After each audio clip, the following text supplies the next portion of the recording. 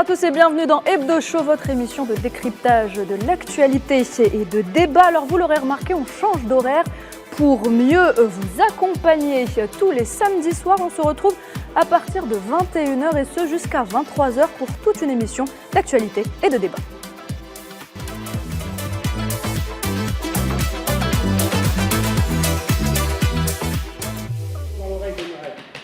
Notre éditorialiste Mahdi Rezal m'accompagne ce soir. Bonsoir Mahdi. Bonsoir à toutes et à tous. Comment ça va? Très bien. Nous avons le plaisir aujourd'hui d'accueillir une nouvelle interlocutrice, une nouvelle intervenante avec nous, Nassima Abdelrahman. Et c'est un plaisir d'être accompagné de madame autour de la table. Et je suis ravie de faire partie de l'équipe. Ah, de la famille. De la famille. Voilà, il y a une autre nouvelle qui nous rejoindra tout à l'heure. Oui, Nariman Zekar qui arrive en troisième partie d'émission. La Benjamine de la famille. Fouad Dechergui est également avec nous ce soir. Bonsoir Fouad. Bonsoir. Ça va? Très bien. Très bien. Saïd, non pas Saïd. Samir Haïdi est là aussi. Bonsoir Sami. Bonsoir, c'est toujours un plaisir d'être tous ensemble réunis et à mon tour de souhaiter la bienvenue à Nassima. Merci. Et puis notre grand Faisal Mataoui est également autour de la table ce soir. Bonsoir Faisal. Bonsoir Nouhad, à tous nos amis téléspectateurs. Bonsoir. Notre invité ce soir, c'est monsieur Mathieu Rigouste. Bonsoir. Bonsoir. Alors vous arrivez tout droit de Toulouse, vous avez plusieurs casquettes. Vous êtes sociologue, essayiste français, réalisateur et militant. Vous avez écrit plusieurs ouvrages. Vous avez également participé à la réalisation de plusieurs documentaires, dont Un seul héros, Le Peuple. Vous vous intéressez notamment aux crimes de la colonisation et aux méthodes répressives coloniales dans les quartiers populaires en Europe. Exactement, vous êtes bien Pour ne renseigné. citer que cela. Parce que, comme je le disais, vous avez plusieurs casquettes. Merci d'avoir accepté notre invitation, Mathieu Rigouste. Merci de me donner la parole. Et au sommaire, ce soir, nouvelle agression sioniste sur l'Iran. La nuit dernière, l'entité sioniste a ciblé des sites militaires dans 3 régions de l'Iran, dont la capitale Téhéran. Alger condamne énergiquement cette agression qui constitue une violation sans appel de la Charte des Nations Unies.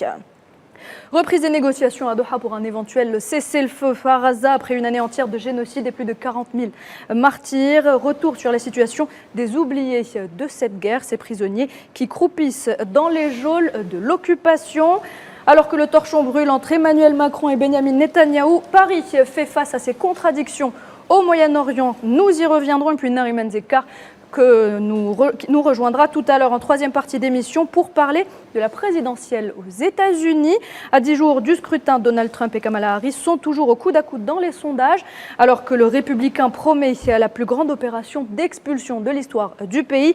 Kamala Harris, de son côté, mise sur le vote des minorités. On terminera avant de passer au tourisme. On parlera cinéma avec le long métrage 196 mètres Algiers du réalisateur Chakib Taleb Bendiab qui représentera l'Algérie à la 97e édition des Oscars dans la catégorie du meilleur film international. Et puis du tourisme pour clore donc cette émission. Direction Djanet dans le sud algérien. Nous sommes à J-2 avant le départ du Sahara Algéria Trek. Nous rejoindrons Farid Merabet, l'un des organisateurs de ce trek.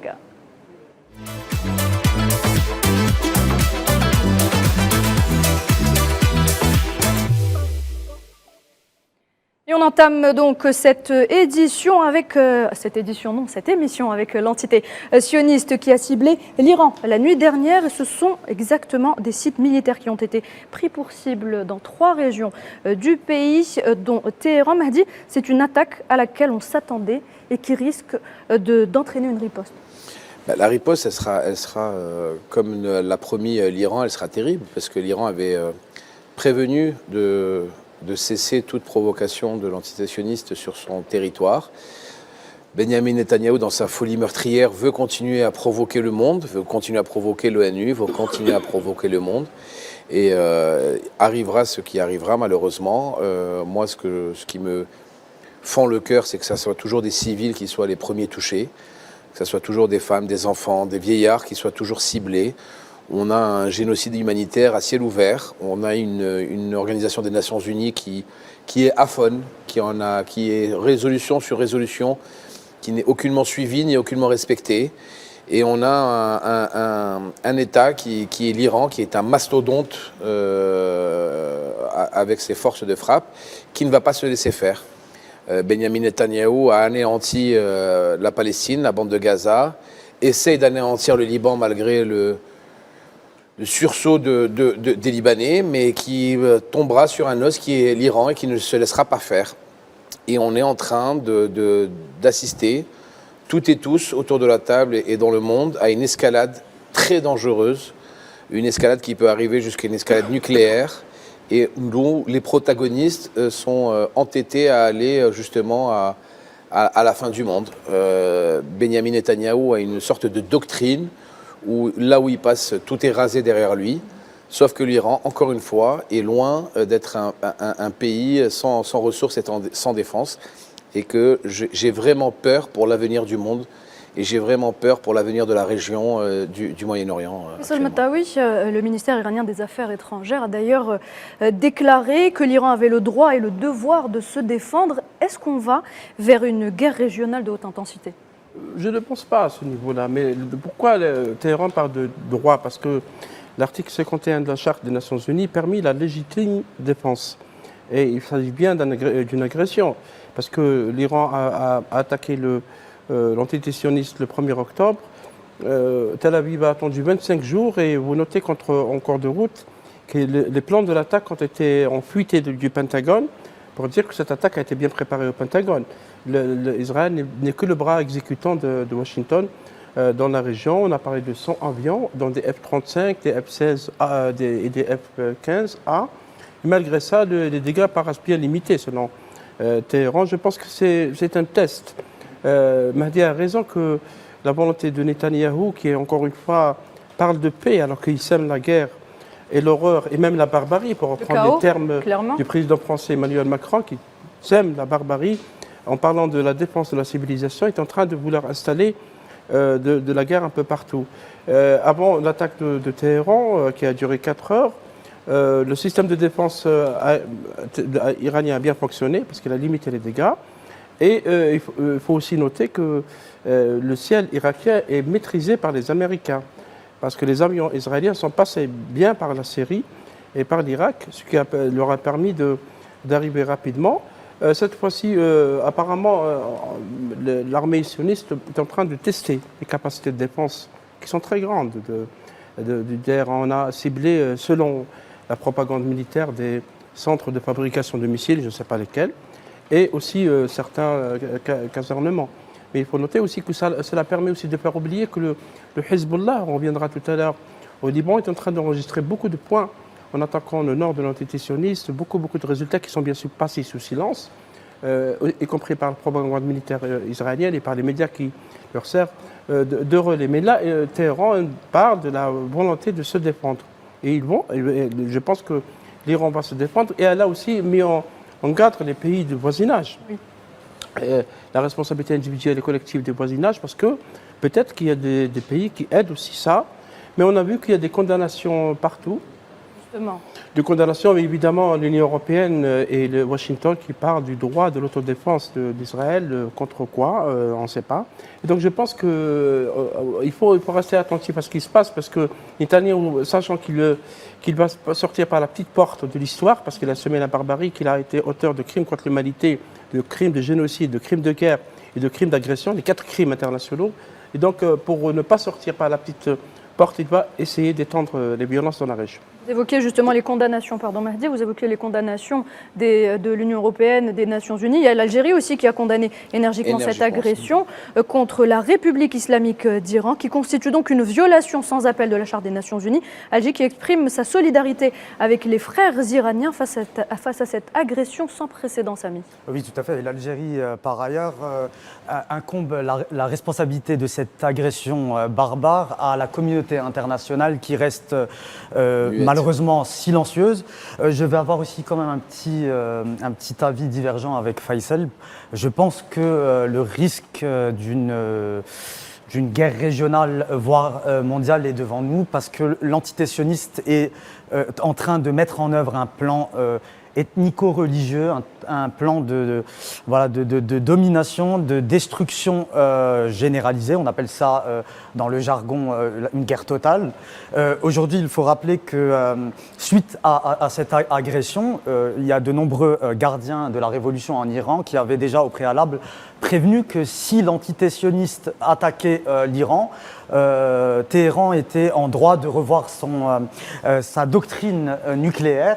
Et je pense que face à une entité sioniste qui est dans une fuite en avant barbare, le pire peut survenir, d'autant plus qu'il n'épargne ni civils et encore moins j'ai envie de dire, les infrastructures de base telles que les hôpitaux. Il faut rappeler que cette agression contre la République islamique d'Iran, un pays totalement souverain, a fait 4 morts.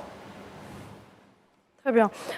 Nassima, en plus de cette attaque sur l'Iran, l'armée d'occupation sioniste poursuit ces massacres à Gaza qui alourdit donc de jour en jour le nombre de victimes de ce génocide. C'est juste pour rester encore par rapport à l'Iran, l'axe du mal qui est Netanyahou, évidemment, il ne se décourage pas de faire encore plus de victimes et que les Iraniens, finalement, toutes les menaces qu'il a adressées aux Iraniens, ces frappes-là, elles étaient en deçà de l'attente des Iraniens, des Israéliens, alors qu'ils s'attendaient à des massacres, à des bases militaires attaquées, à des bases nucléaires. Effectivement, dans les guerres, c'est vrai qu'elles commencent toujours par une empathie, elles finissent par des chiffres. Aujourd'hui, ce qui se passe, les raids intenses et les bombardements sans cesse sur la bande de Gaza, notamment Jabalia et Beit Lahia, qui sont en train de faire des centaines et des centaines de victimes par jour, sous le mutisme de toutes les organisations humanitaires, un bombardement sans précédent évidemment, et cette zone qui est assiégée, dans laquelle on a détruit les hôpitaux, on a mis hors service les hôpitaux, on les a détruits, pour ne citer comme exemple que l'hôpital de Kamal Adwan, cette population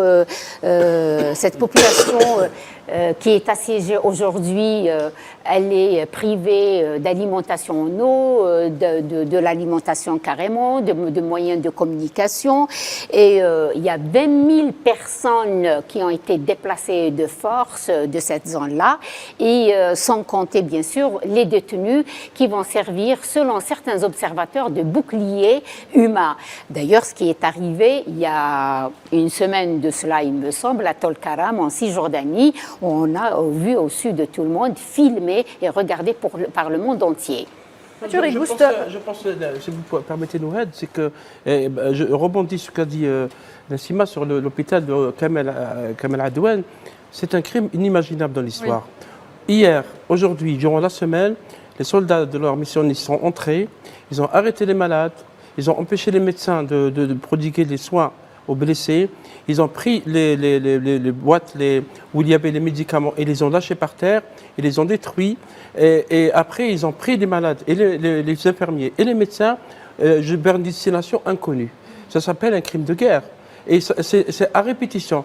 Je pense qu'on est en face d'un cas de nettoyage ethnique au nord de Gaza, parce que c'est un peu la stratégie, elle commence à s'éclaircir. Après 42 000 morts et presque 100 000 blessés, entre disparus et blessés, la stratégie militaire de Netanyahou est de vider le nord de Gaza pour en faire une nouvelle colonie ou pour installer de nouvelles colonies. Maintenant, si vous suivez les médias israéliens, il y a tout un débat sur comment reconstruire Gaza. On va faire des centres de tourisme, on va faire des appartements.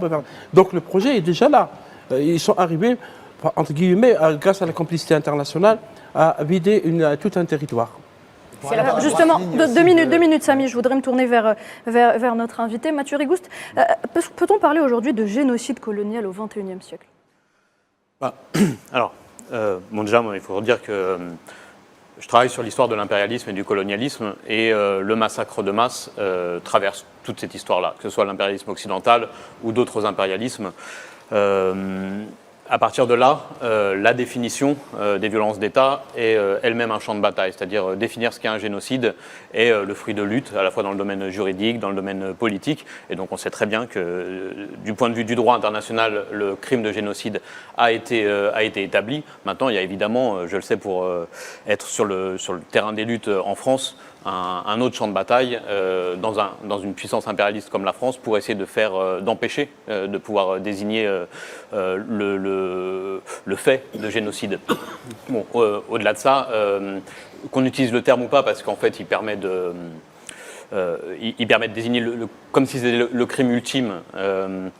Mais en réalité, il faut sans doute l'inscrire dans la continuité de ce qu'est l'existence et le fonctionnement de l'État israélien et de son inscription dans l'impérialisme occidental, où c'est pas seulement le massacre de masse qui structure toute cette histoire-là et qui en arrive à son paroxysme aujourd'hui, mais c'est la dépossession du territoire, c'est l'écrasement des corps, c'est le viol, le pillage organisé, l'exploitation, et puis tout un système d'impunité complètement appuyé par l'impérialisme occidental, financé, protégé. Les États-Unis, mais la France, l'Angleterre, ils jouent un rôle important, même si elle, du point de vue du financement et de l'armement, elle joue un rôle secondaire, mais du point de vue de l'impunité... Pour complicité par les tribunaux internationaux. Complètement. Il y a une collaboration inter-impérialiste qui est au cœur de ce massacre de masse, mais de toute l'histoire de la dépossession de la Palestine et, on peut dire, même de l'occupation coloniale d'une grande partie de la planète. Alors, le 21 octobre dernier, Antoine Renard, qui est le président du PAM, qui est le programme alimentaire mondial des Nations Unies, a déclaré que dans une dizaine de jours, soit à la fin de ce mois-là, l'ensemble du nord de la bande de Gaza sera sans approvisionnement alimentaire. Même le pain ne sera plus disponible. Dans cette droite ligne, le SG des Nations Unies, Guterres, avait déclaré mercredi dernier que la campagne de polio était encore pour une énième fois repoussée, c'est-à-dire que les habitants de la bande de Gaza, et particulièrement les habitants du nord de la bande de Gaza, sont sous la coupe des maladies et de la famine totale. Et effectivement, je suis aussi d'accord avec Mathieu sur cette notion du contrôle des corps. Ça me rappelle un peu la pensée foucaldienne, c'est-à-dire celle du biopouvoir et du biopolitique, c'est-à-dire qu'une entité colonialiste a un désir absolu de contrôle des corps et d'assouvir la domination sur les corps. Ouais.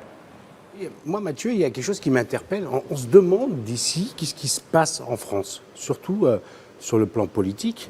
Pas plus tard qu'il y a quelques jours, une semaine au plus, on a une réunion d'une association qui s'appelle le CRIF en France, où le Premier ministre français, je dis bien le Premier ministre français, va s'adresser à l'élite israélienne, d'accord, binationale.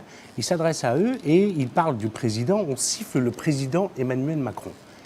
Et pire encore, on a le sentiment, et je voulais avoir votre avis là-dessus, on a le sentiment que le Premier ministre, il est là un peu à dire c'est pas moi, c'est Macron. Bon, c'est difficile de déployer une analyse là dans l'urgence. Moi, j'aurais tendance à dire, en observant ce qui se passe à la fois sous les mandats Macron, mais sur le temps plus long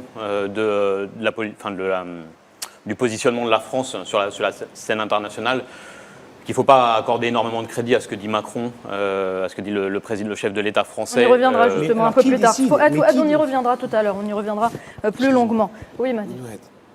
Il faut être un peu cartésien. Moi, je suis quelqu'un, 1 + 1 = 2. La définition d'un génocide, c'est une destruction méthodique d'un groupe humain. On est dedans. Exactement. D'accord. Comment on peut définir un génocide?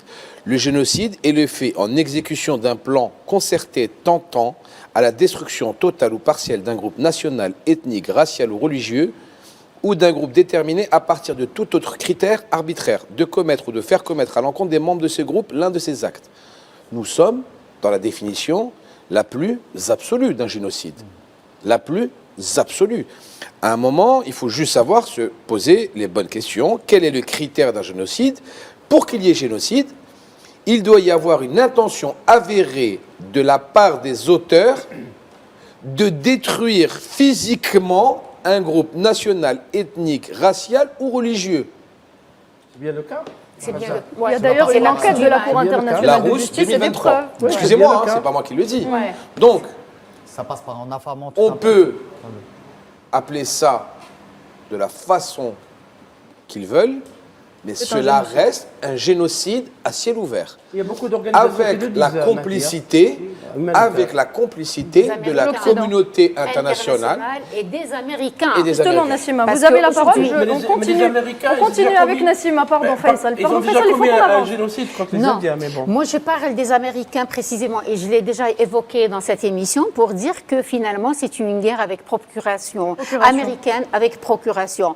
Pour preuve, les attaques hier sur l'Iran, il a fallu lors de la dernière visite de Blinken à Tel Aviv, il a validé les lieux et le moment des attaques. Or, Les consignes attaques américaines ont pourraient- été appliquées à la lettre. Tout à C'est fait. peut-être encore qui a Alors- choisi les cibles. Hein, il me semble. Exactement, alors qu'il pouvait aussi exiger le cessez-le-feu s'il Ça était les intéresse intéressé. pas, ça les intéresse Et les bases, ils ont interdit à l'antitétionniste de toucher aux bases pétrolières, aux autres bases nucléaires, parce que ça causerait des dégâts, bien sûr, à l'échelle régionale et pétrolière, ça va toucher l'économie.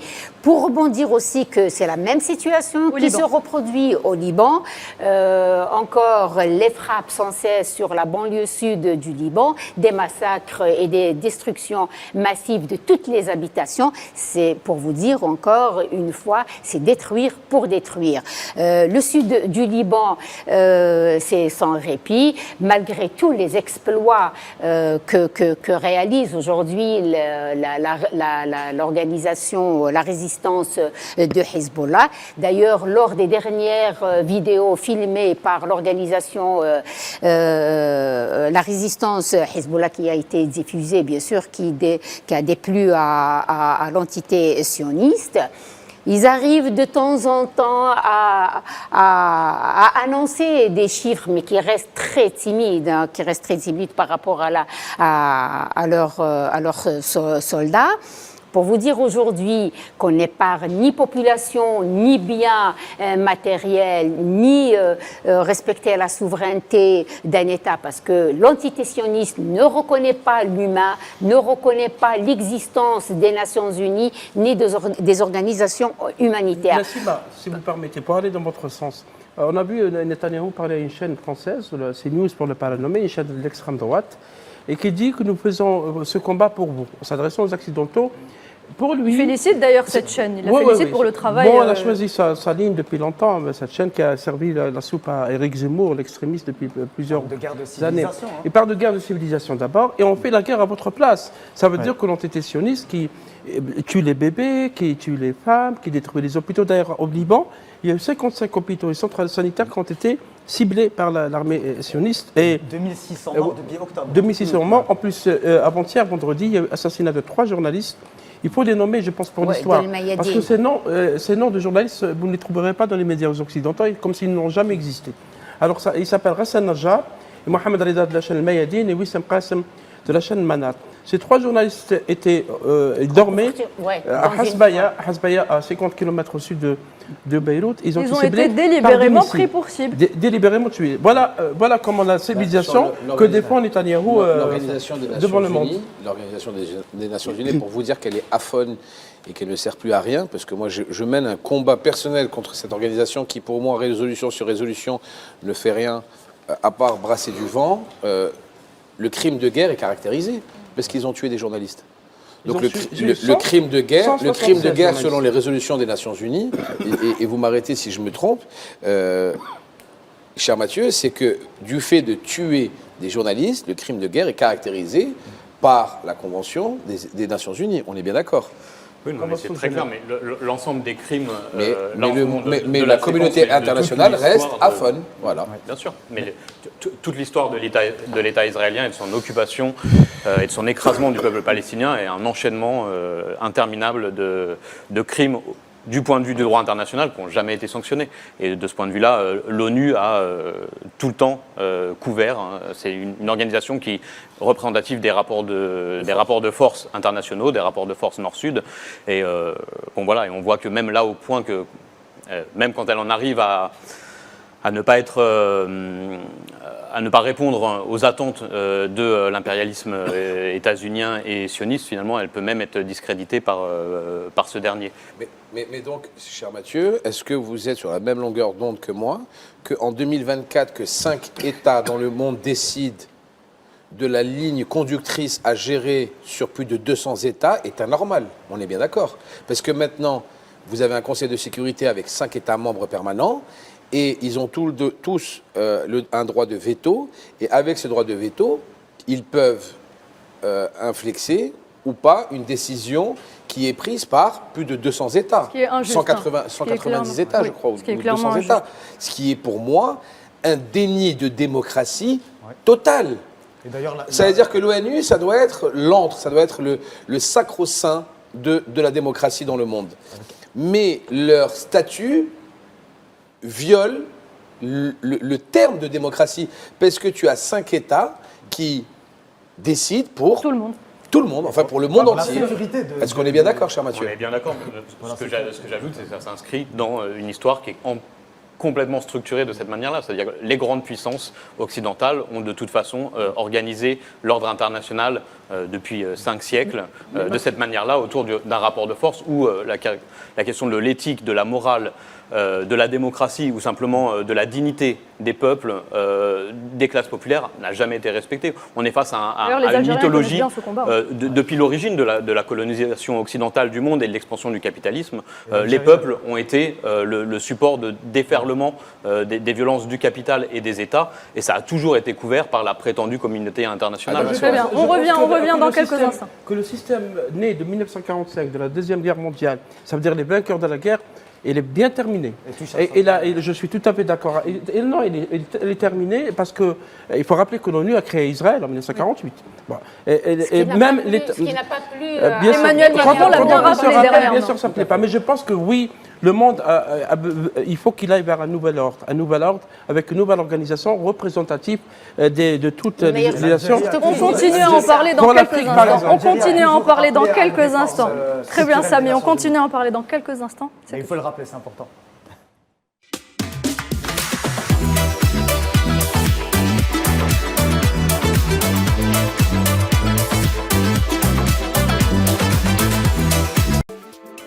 Vous regardez Hebdo Show, bienvenue à vous. Si vous venez de nous rejoindre, on poursuit notre débat Faisal Metaoui, les négociations prévues à Doha. À partir de demain, ce ne sont pas les premières, il y en a déjà eu à Doha, il y en a eu au Caire. Est-ce que vous pensez qu'elles vont mener vers un éventuel cessez-le-feu à Gaza? Je ne pense pas. C'est vrai que David Barnea, qui est le patron du Mossad, et le directeur de la CIA, ils sont à Doha. Les négociations sont prévues demain. Donc pour essayer de trouver un accord, parce que pour Washington, et Anthony Blinken, Nassima en parlait tout à l'heure, disait que la mort de Yahya Sinwar était un obstacle pour arriver à un accord. Enfin, Yahya Sinwar lui-même était un obstacle. Donc son élimination, qu'il a applaudi, va faciliter les négociations. Mais on va négocier avec qui représente le Hamas actuellement. Parce que l'entité sioniste veille à ce que tous les négociateurs soient tués. Ce que j'ai jamais vu dans l'histoire des guerres.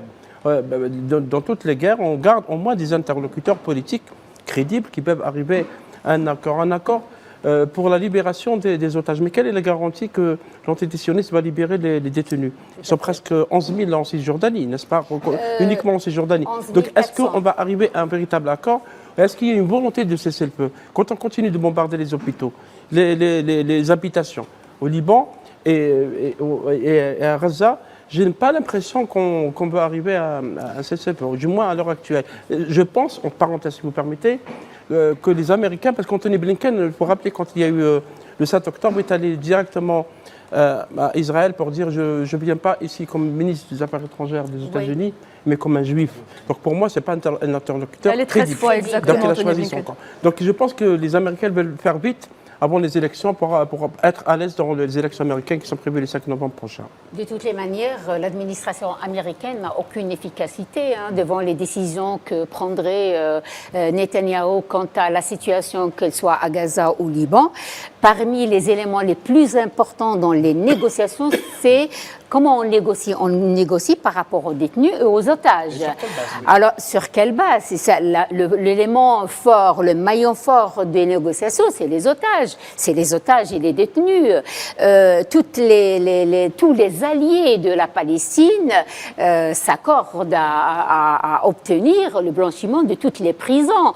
Et là, parmi les leaders et le détenu, le principal détenu que Hamas ou le mouvement Fatah milite pour sa libération, c'est Marwan el-Barghouti. Consensus. Qui fait un consensus, parce qu'il a été déjà proposé comme un potentiel président de l'autorité palestinienne avant. Après, quand il y a eu les événements, bien sûr, d'ailleurs maintenant, il a été transféré d'une prison à une autre. Là, dernièrement, il est en isolement, il est en prison de Madjour, du côté de Haïfa. Juste à titre de rappel, que Marwan el-Barghouti, il a été arrêté en 2002 et en l'accusant de créer lui-même le bouclier défensif de la brigade de l'Aqsa, des martyrs de l'Aqsa. Des faits, bien sûr, qu'il a rejetés en bloc. Par la suite, il y a eu tout un comité de soutien et de défense présidé par son épouse Fadwa el-Barghouti. Là, bien sûr, il a reçu, bien sûr, c'est quelqu'un qu'on a mis en isolement. Et torturé très souvent aussi. Torturé, battu. Oui. Torturé, battu. Juste à titre de rappel, est-ce que vous savez que l'entité sioniste, c'est le premier pays au monde à avoir légalisé la torture, sous prétexte que sous la torture, on peut soutirer l'information sécuritaire. C'est-à-dire l'axe du mal, ils ont tout imaginé. Ils ont tout imaginé. Laissez-moi juste une question. Ils ne veulent pas le relâcher, pourquoi? Parce qu'il fait le consensus. Parce qu'en cas de sa sortie, nous savons très bien que ça sera le nouveau Yasser Arafat de la Palestine. Tout le monde viendra comme un seul homme, tous les Palestiniens, quels qu'ils soient, du Fatah, du Hamas, de peu importe de quel parti politique, soutiendront Marwan el-Barghouti, ce prisonnier légendaire. Et il le garde pour cette raison, et cette raison unique dans les geôles de l'entité sioniste. Ils ont peur de lui. Ils ont peur de la puissance de cet homme, de la puissance de rassemblement de cet homme. Mehdi, pardon. Si je peux me permettre, c'est mon avis personnel. Non, parce que, pas tout à fait. Parce qu'il a été proposé par les Israéliens. Pourquoi? D'abord, c'est un homme de paix. C'est un homme qui a toujours proposé, et c'était un parlementaire. Quand il a été arrêté, il était parlementaire. Il est toujours parlementaire. Il souhaite que les accords d'Oslo soient complètement était parmi les instigateurs des accords d'Oslo. D'ailleurs, les Israéliens eux-mêmes l'appelaient le petit Arafat. Donc, pour vous dire, ils ont peur de ça, justement. Non, c'est pas tout à fait. Avant l'éclatement de la situation, c'était l'homme idéal, que ce soit pour les Israéliens. Parce que Marwan el-Barghouti lui-même luttait pour deux États. Il luttait pour la solution de deux États. Et la coexistence pacifique et la cohabitation des deux peuples. D'ailleurs, il a eu l'idée avec ses amis. Il a beaucoup d'amis israéliens avec lesquels il a constitué un comité palestino-israélien. Il fallait réfléchir à trouver une solution radicale et définitive pour vivre dans la paix dans cette région. À condition que Tel Aviv ou Netanyahou, l'extrême droite qui gouverne actuellement, accepte la solution des États. Parce que c'est vrai que Barghouti est favorable à la solution des États avec Jérusalem, Al-Quds, Asimet le Palestine, et dans les frontières de 1967. Lui-même, il a déjà dit et exprimé. Et maintenant, il y a beaucoup de médias, je ne sais pas si vous avez vu Nassim Massa, dans la BBC. Est-ce que Barghouti sera le prochain président de la Palestine?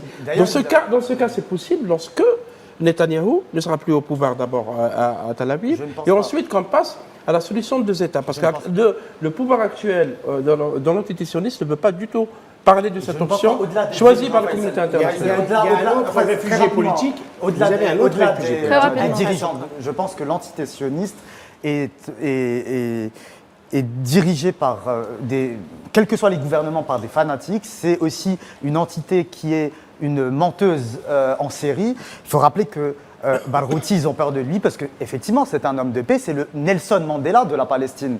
Et pour cela, l'entité sioniste ne veut pas de paix. Il suffit juste de relire et de relier les derniers événements pour voir que à chaque fois que la région se rapproche d'un accord, même de cesser le feu, immédiatement l'entité sioniste s'empresse d'aller assassiner un dirigeant.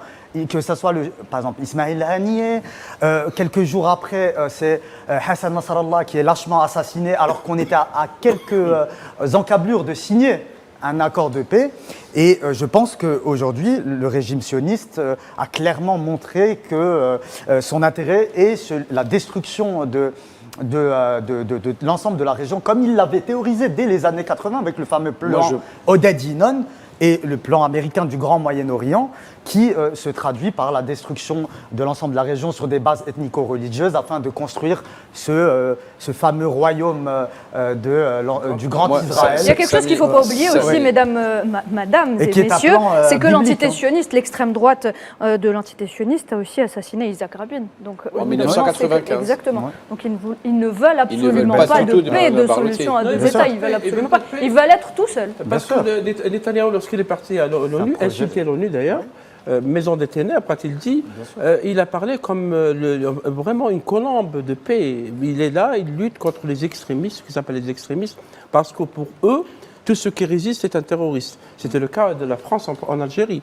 Le FLN était des terroristes. La même chose de toutes les puissances coloniales. Et comme on sait très bien que les empires coloniaux, la Grande-Bretagne, l'Allemagne, qui aussi a été une puissance coloniale, l'Italie, la France et d'autres pays, soutiennent cette entité sioniste qui parle de paix en même temps, qui sème la guerre en permanence. La solution des 2 États, Nassima, vous vous rappelez, le sommet de Beyrouth en 2002, tout le monde, toute la communauté internationale, c'était vraiment une évolution après les accords d'Oslo pour arriver à cette solution. Ça veut dire l'existence des 2 États. C'était d'ailleurs la mesure de 1948 de l'ONU. Israël n'a pas du tout répondu à cette proposition. En même temps, on parle de paix. Il faut la paix avec qui ? S'il s'agit de la paix des cimetières, ça veut dire qu'on tue toute la population palestinienne, pour rebondir sur ce qu'a dit Mahdi, sur les génocides possibles. Mais là, je pense que cette fois-ci, on est allé très très loin face à une communauté internationale incapable d'arrêter de freiner cette agressivité permanente et face à un pouvoir qui semble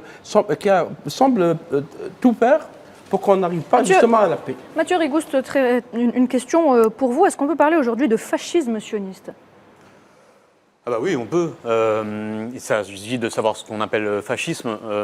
Moi, j'aborde la question en considérant que une des mécaniques de production du fascisme, aussi bien celui des années 30 que le néofascisme auquel on fait face aujourd'hui un peu partout dans le monde, et justement repose sur des structures impériales, des allers-retours en permanence qu'opèrent les puissances entre leur système de pouvoir dans les périphéries et dans les centres.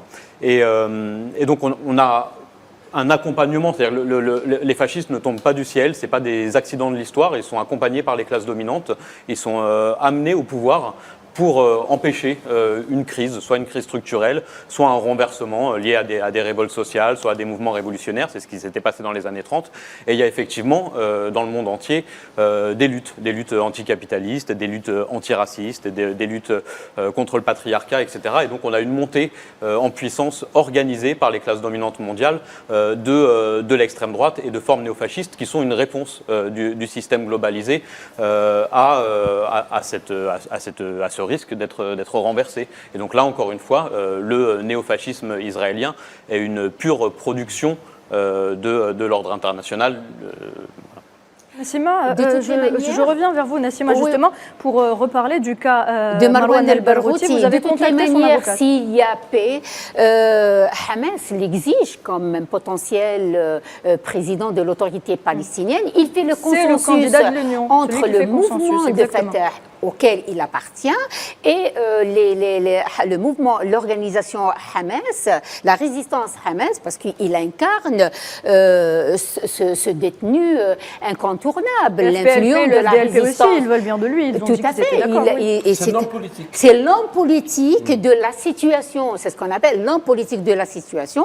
Et pour l'occasion, on a eu un enregistrement de maître Lina Tebal qui a fait partie de la commission de soutien de Marwan El-Barghouti qu'on a enregistré. On va voir sa déclaration par rapport à son témoignage par rapport à Marwan El-Barghouti.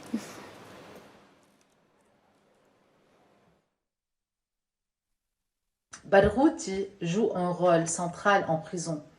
Il a contribué à la réalisation de l'accord du Caire qui a permis la participation de la majorité des factions palestiniennes, y compris le mouvement Hamas, aux deuxièmes élections législatives en 2006. Cette année-là aussi, il a dirigé la liste du mouvement Fatah pour ces élections. Par ailleurs, il a initié la rédaction du document des prisonniers pour la réconciliation nationale qui a abouti à la formation du premier gouvernement d'une unité nationale en février 2007. En 2013, 8 lauréats du prix Nobel de la paix et des centaines de personnalités internationales ont rédigé la déclaration de Robben Island qui a fondé la campagne internationale pour la libération de Marwan Barghouti et des autres détenus palestiniennes, lancée depuis la cellule du leader africain Nelson Mandela et présidée par le militant, l'ami de Nelson Mandela, Ahmed Kathrada. En 2017, Marwan Barghouti aussi, il a dirigé à l'intérieur de sa cellule du prison aussi, il a dirigé la plus grande grève de la faim connue dans les prisons israéliennes. Lina Tebal qui est également revenue sur les conditions de détention de Marwan El-Barghouti. Israël a pénétré à Ramallah, à l'intérieur de Ramallah, où Marwan Barghouti était dans un appartement chez un ami. Il était chez un ami, son ami s'appelait Ziad Abou Ain, c'était aussi un parlementaire palestinien. Ensuite, cet acte enfreint les accords d'Oslo, fruit de longues négociations entre les deux parties, lequel stipule qu'il est interdit à Israël d'entrer dans les territoires palestiniens pour y procéder à des arrestations. Dès lors, nous considérons que cette arrestation est un enlèvement. Ariel Sharon, à l'époque, il était Premier ministre, il a déclaré « Je regrette qu'on l'a capturé vivant », alors que Shaoul Movaz, le ministre de la Défense à l'époque, quant à lui, il a déclaré à propos de cette arrestation que c'était un cadeau pour l'indépendance de l'État d'Israël. Marwan El-Barghouti qui est aujourd'hui considéré comme un homme de paix. Des villes italiennes et turques lui ont décerné la citoyenneté d'honneur et accroché des fresques en son hommage sur les bâtiments municipaux, le considérant comme un symbole mondial de la liberté, une tradition auparavant réservée uniquement à Nelson Mandela. Malgré tout, Israël s'oppose toujours à la libération de Marwan Barghouti. En 2011, par exemple, Israël a refusé de le libérer dans le cadre de l'échange de prisonniers contre le détenu Gilad Shalit dans l'accord Shalit. Aujourd'hui, si Israël s'oppose à la libération de Marwan Barghouti, car il incarne et il représente la lutte du peuple palestinien. Voilà, c'était donc Lina Tebal, membre du comité de défense et de soutien aux prisonniers palestiniens Marwan El-Barghouti. Elle a été contactée plus tôt dans la journée par vous, Nassima Abdelrahman. Oui, de toutes les manières, Marwan El-Barghouti, il restera pour, que ce soit pour Fatah, pas pour Fatah, tout Fatah, parce qu'il y a des membres de Fatah qui s'opposent entièrement à sa candidature, hein, et donc à bon entendeur. Mais il reste néanmoins l'élément principal et l'homme de la situation et sur lequel il y a un consensus entre Fatah et Hamas. D'ailleurs, c'est l'une des exigences de Oussama Hamdan lors des derniers contacts, des négociations potentielles pour la situation actuellement au Liban ou en Palestine. Parce que Tel Aviv pense avoir réalisé un grand résultat en divisant le rang palestinien. entre l'autorité palestinienne, l'OLP, et le Hamas. Il se trouve que Barghouti, il se trouve parmi les rares hommes qui peuvent effectivement rassembler, fédérer les Palestiniens. Parce que la cause palestinienne a besoin, je pense, d'une seule voix, d'un rang uni. Ben Gourion, qui est l'un des fondateurs du sionisme politique, disait que les causes, c'est comme les humains. Ils vieillissent, ils meurent. Donc il pensait qu'à la création d'Israël en 1948, que la cause palestinienne allait s'éteindre avec le temps. Et Barghouti est un espoir pour la cause palestinienne. On rappelle qu'ils sont des dizaines de milliers de prisonniers palestiniens qui croupissent en Cisjordanie aujourd'hui, on dénombre. Parfois sans jugement. Exactement. Arrestation arbitraire. Oui, en ce moment, on dénombre plus de 11 400 détenus en Cisjordanie et plus de 3 000 à Gaza. Depuis octobre 2023, selon plusieurs rapports onusiens, plus de 53 Palestiniens sont décédés des suites de tortures dans les centres d'emprisonnement de l'entité sioniste. Et ça prouve encore aussi la barbarie de ce régime qui a fait de la violation des droits de l'homme et de la Charte des Nations Unies l'alpha et l'oméga de sa politique. Un autre prisonnier politique, c'est Georges Ibrahim Abdallah.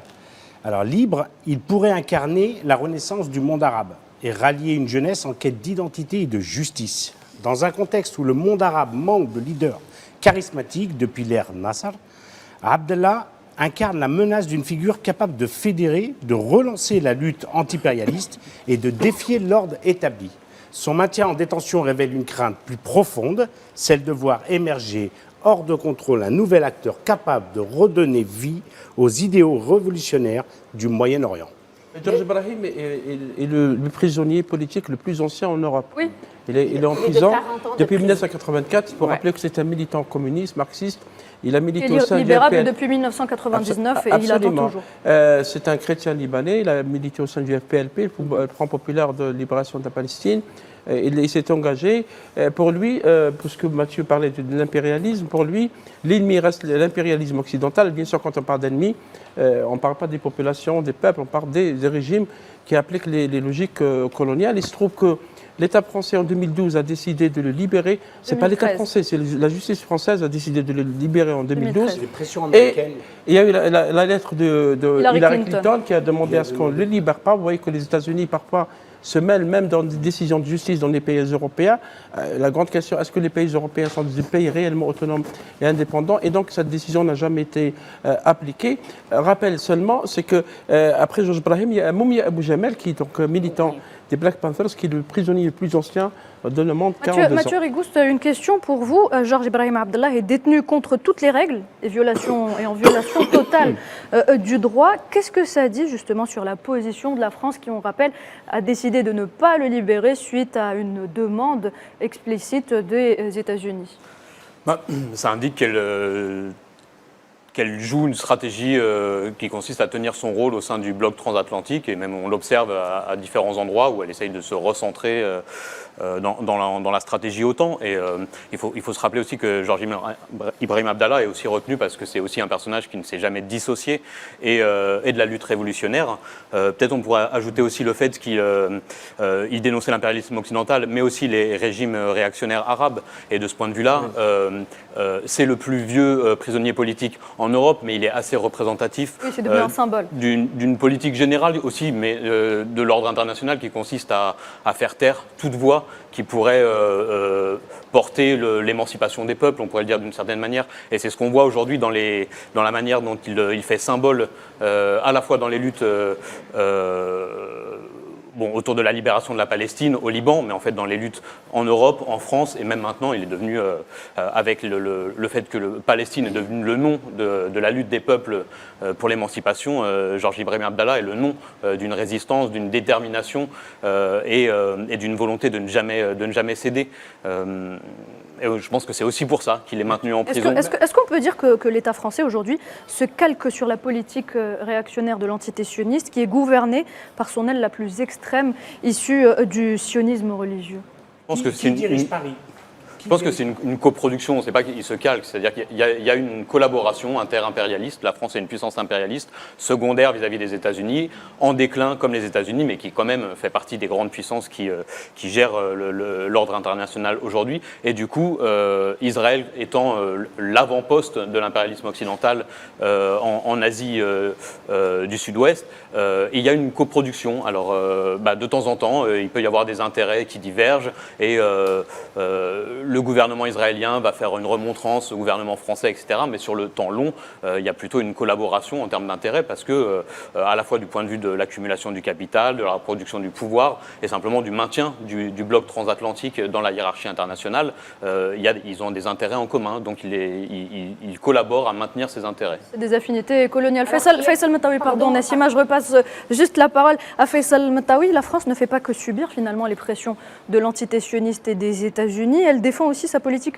impérialiste au Moyen-Orient, notamment au Liban, avec cette conférence qui a eu lieu à Paris il y a quelques jours. Oui, la conférence, c'était la conférence internationale de soutien à la population et à la souveraineté du Liban.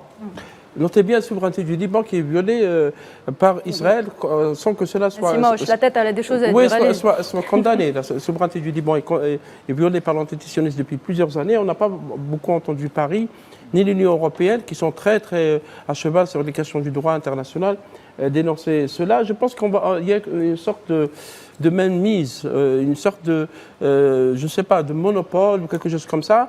Il n'y a pas eu de conférence pour sauver la population palestinienne, il me semble, en Europe, ou ramener des aides alimentaires ou humanitaires ou sanitaires, ou même rassembler de l'argent, parce qu'on va rassembler, je pense, 1 million de dollars, dont 200 millions, 1 milliard de dollars, dont 200 millions pour renforcer les capacités de l'armée libanaise. Donc le choix politique est vite fait. Et Mathieu est là, il peut peut-être nous contredire. Les militants pro-palestiniens, ils sont poursuivis en justice. Et certains sont fichés S. Ils sont considérés comme une menace pour la sécurité de la France. Est-ce qu'un militant qui milite pour une cause palestinienne, qui est une cause défendue par le droit international, par plusieurs États, maintenant il y a plusieurs États qui reconnaissent cet État palestinien.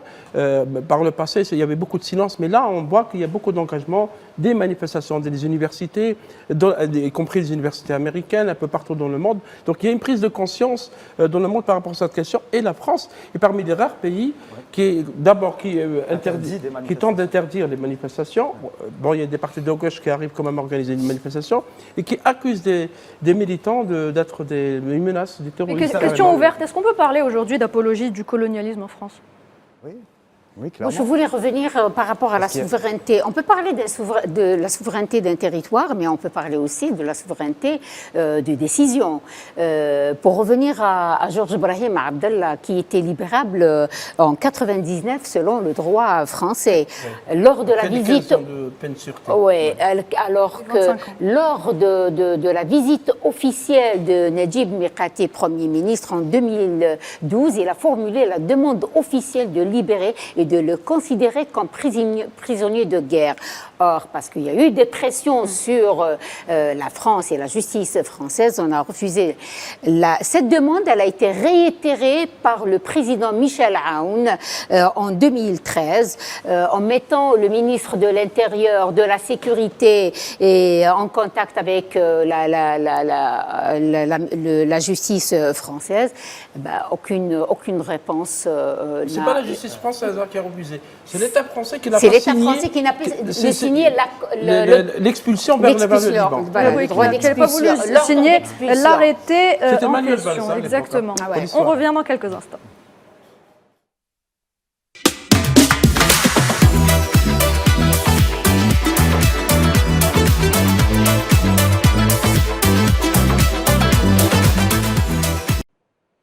Regardez Hebdo Show, bienvenue à vous. Si vous venez de nous rejoindre, on passe tout de suite à notre débat du soir. La lutte de libération palestinienne, combat anticolonialiste. Eh bien, c'est la même dynamique que lors des manifestations contre l'Algérie française, Mahdi.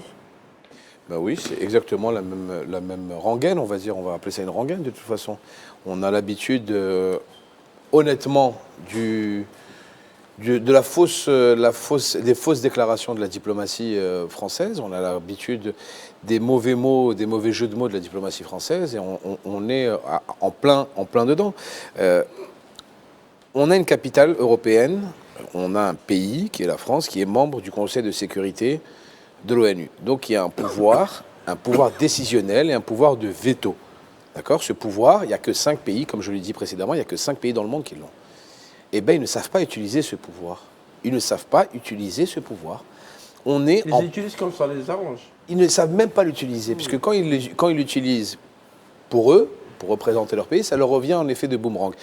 Il fut un temps, et je vais le dire, il fut un temps où la France était une nation importante dans le Conseil de sécurité, à l'image de Dominique de Villepin, avec la guerre en Irak le 14 février 2003, où son discours fut applaudi par tous et est un discours mémorable qui était contre l'invasion de la France, de la participation de la France avec les États-Unis pour la guerre en Irak. Jean-Pierre Chevènement aussi. Jean-Pierre Chevènement également. Oui. Chirac aussi, qui te disait qu'il faut toujours la discussion et le dialogue avant la guerre. Ça, c'était la grande diplomatie française. C'était les grands moments de la diplomatie française. Pour moi, Dominique de Villepin a été, pour ma part, le plus grand ministre des Affaires étrangères que la France ait eu de la Ve République. D'accord ? C'était un homme qui avait des convictions et qui ne se faisait pas dicter ses paroles ni ses actions par les États-Unis en l'occurrence ou d'autres puissances internationales. Mais maintenant, à quoi ça sert ? C'est pour ça que je parlais le de pouvoir la souveraineté des actes. Exactement. Donc maintenant, le pouvoir qu'ils ont, il sert à quoi ? Et c'est pour ça que moi, je remets en cause ce principe obsolète, parce que c'est un principe obsolète, qui a plus de 60 ans, de 5 pays membres qui décident pour la Terre entière. Ce n'est pas normal. Nous sommes, avec les Nations Unies, dans un déni de démocratie et la France fait partie de ce déni de démocratie. Il faut savoir dire les choses. Je suis désolé, mais je ne peux pas me faire dicter mes actes par seulement 5 pays sur l'équivalent de 200 pays. Ça veut dire 2,5% en quelque sorte, de responsabilité. Ce n'est pas normal. Nous sommes en 2024. La SDN, la Société des Nations, a été remplacée par l'ONU parce que justement la SDN n'avait plus de pouvoir et a laissé Hitler faire le génocide qu'il a fait.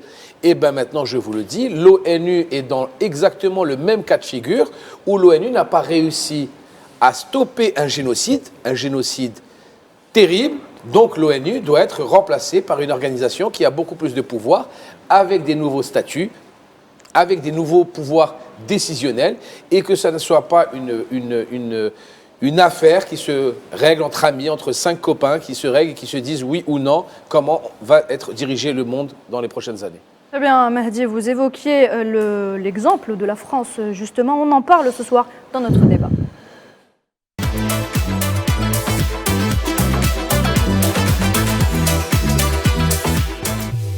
Rigouste, je reviens vers vous. La France et l'apologie du colonialisme, la répression française, vous en parlez justement dans le dernier documentaire, dans le documentaire Un seul héros, le peuple, qui fait dialoguer les archives avec les derniers témoins du soulèvement populaire du 11 décembre 1960.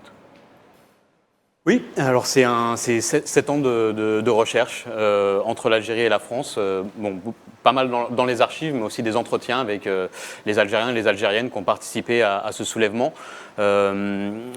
C'est aussi différentes thèses que je soutiens à l'intérieur de ce travail, et notamment le fait que c'est pas juste une journée du 11 décembre, du 11 décembre, c'est pas juste à Alger, mais qu'en fait on a affaire à un soulèvement généralisé à travers toute l'Algérie, dans toutes les grandes villes, dans une grande partie des villes moyennes, jusque dans des villages, que ça dure pas une journée, mais ça dure plus de 3 semaines.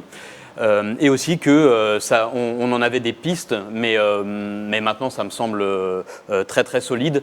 C'est un soulèvement auto-organisé. C'est pas un soulèvement qui répond à l'appel du FLN à ce moment-là, même s'il y a des endroits il va y avoir des membres du FLN qui vont pouvoir encadrer les manifestations. C'est en fait une insurrection auto-organisée, à la fois avec la présence des femmes et des enfants. On a des cortèges entièrement composés de femmes et d'enfants.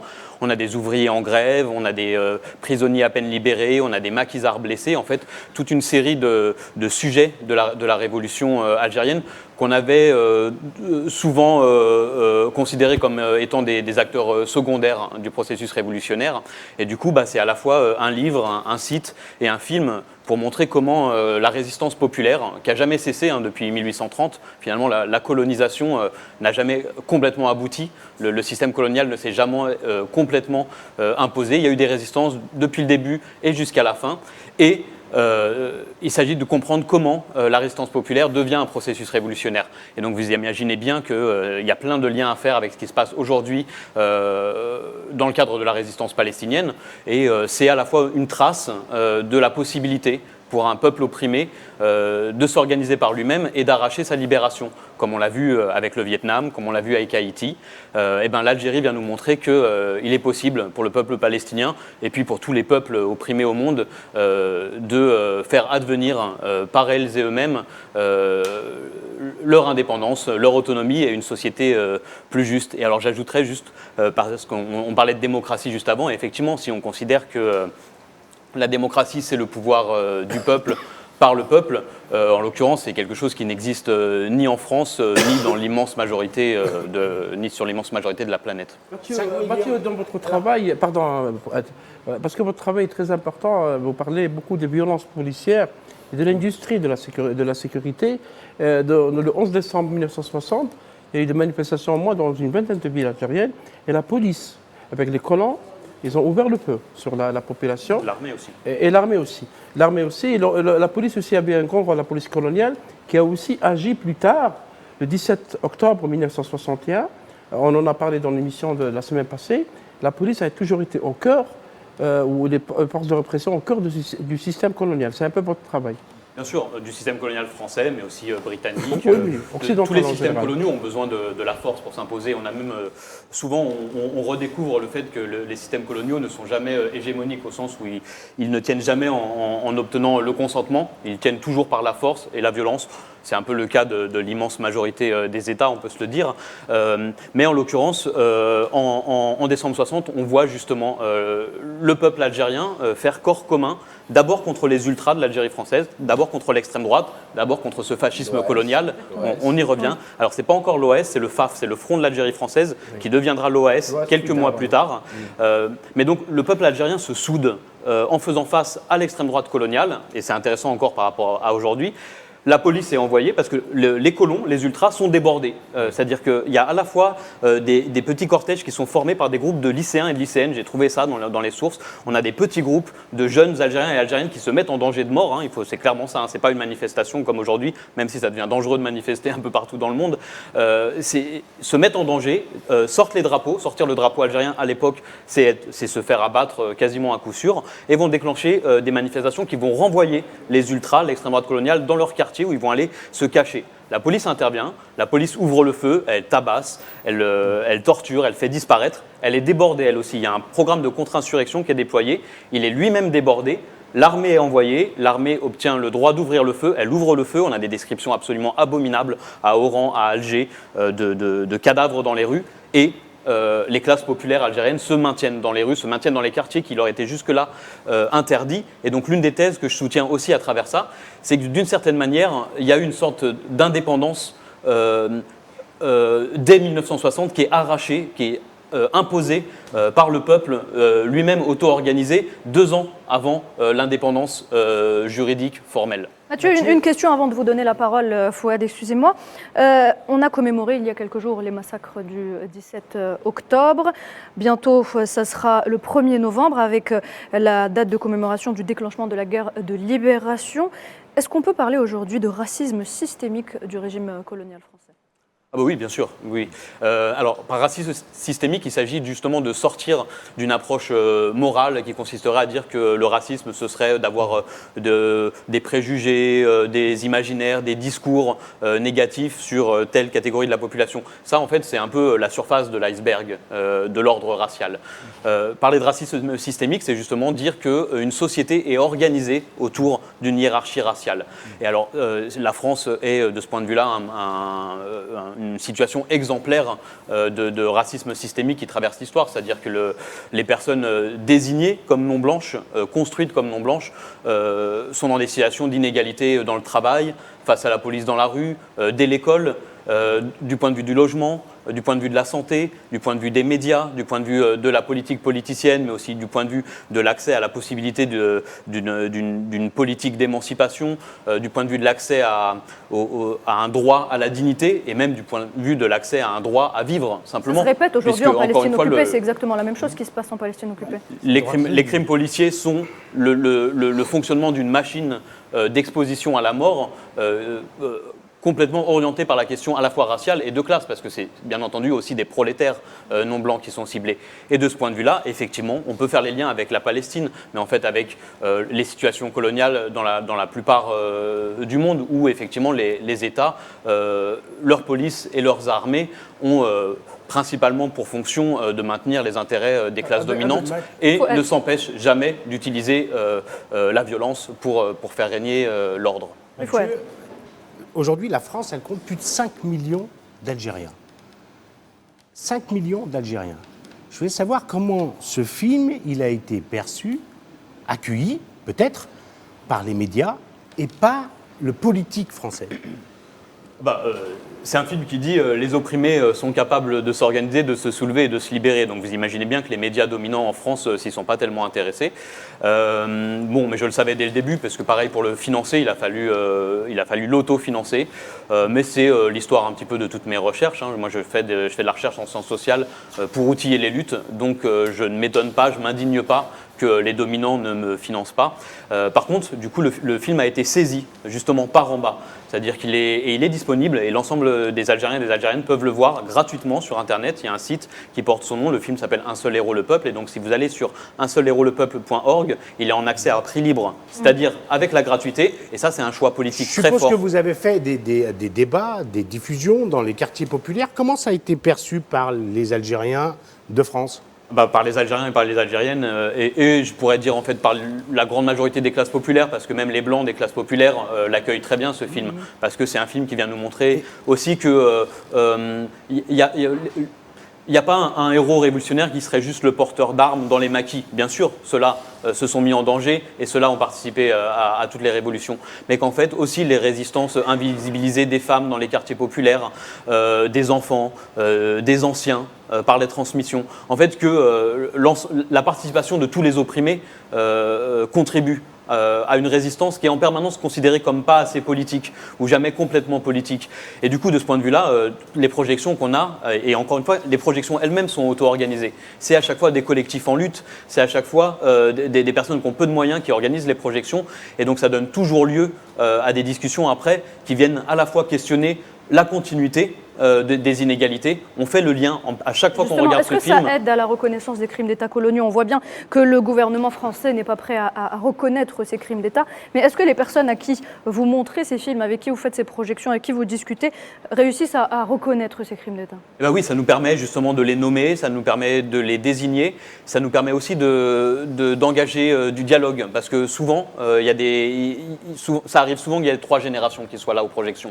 Et donc il y a des moments, même on enregistre on fait des entretiens après entre les plus jeunes qui sont là et les plus anciens et les plus anciennes qui des fois ont eu l'humilité de ne pas raconter qu'ils ont été en fait des héros révolutionnaires.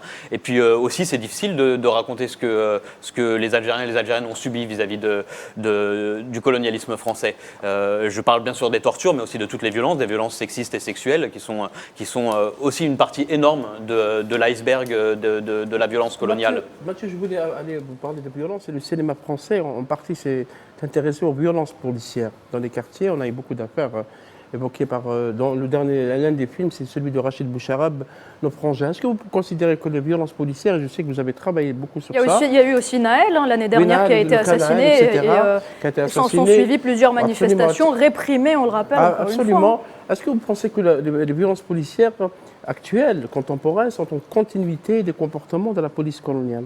C'est au cœur de mon travail. J'essaye de montrer que Bon, la police, elle dit qu'elle est là pour maintenir l'ordre public. Alors l'ordre public, ça ne veut pas dire grand-chose. La police est là pour maintenir l'ordre social, et un ordre social inégalitaire, c'est-à-dire à la fois l'ordre racial dont on parlait tout à l'heure, mais aussi le capitalisme, c'est-à-dire il s'agit que les classes populaires restent à leur place et que les classes dominantes aussi puissent rester à leur place.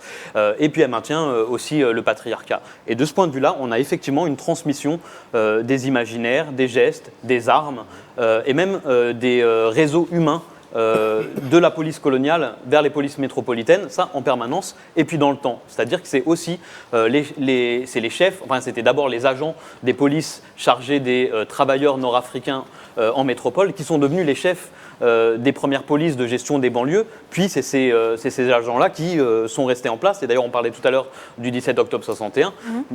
Papon, l'ensemble des policiers et l'ensemble des fonctionnaires qui ont participé à ce crime d'État sont restés en place. Ils sont restés en place, c'est le signe d'une impunité, mais ils ont formé les générations suivantes. Mathieu, excuse-moi, Mathieu, dans cette droite ligne, il y a un travail en sciences sociales qui a été fait en 2017 et qui dit que quand on est un jeune arabe ou noir en France, on a 20 fois plus de chances, enfin de risques, de se faire contrôler. Donc il y a un contrôle au faciès qui s'inscrit clairement dans ce que tu as dit avant par rapport au racisme systémique.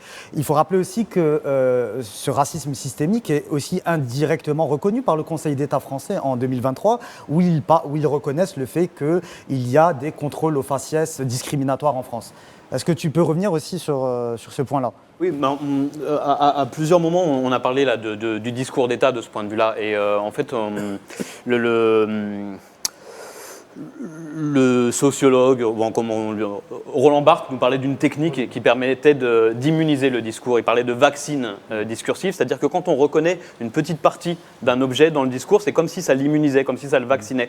Et la France, mais la plupart des États sont assez champions dans ce domaine-là, c'est-à-dire qu'on reconnaît une petite partie, ça permet de faire semblant qu'on a eu une politique mémorielle, et que tout ça finalement fait partie du passé, et qu'il n'y aurait pas de continuité jusqu'aujourd'hui. Alors que, comme vous l'avez dit, la mise à mort de Naël par la police l'année dernière, mais comme c'est plus d'une trentaine de jeunes prolétaires non blancs qui sont mis à mort par la police tous les ans en France, sont couverts d'une impunité complète, comme si leur vie n'avait pas de valeur.